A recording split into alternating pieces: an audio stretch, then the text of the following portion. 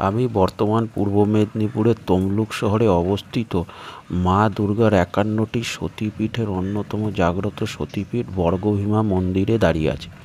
এখানে সতীর বাম গোড়ালি পড়েছিল। ময়ূর রাজবংশের রাজা তাম্রধ্বজ এই মন্দিরটি নির্মাণ করেন তমলুকের রূপনারায়ণ নদীর তীরে। এই পীঠের ভৈরব হলেন সর্বানন্দ বা কাপালি।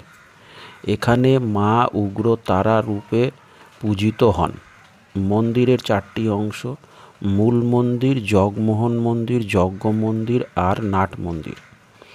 এই মন্দিরটি ভীমকালী নামেতেও জানা যায়, কারণ দেবী এখানে ভীমরূপে বিরাজমান।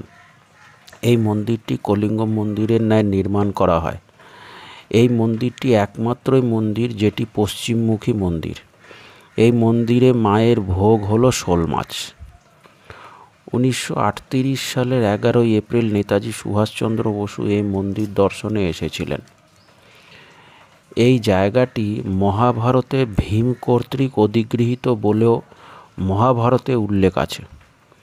দেবাদিদেব মহাদেব এই মন্দিরে দেবীর পুজো করে ব্রহ্মশাপ থেকে মুক্ত হয়েছিলেন।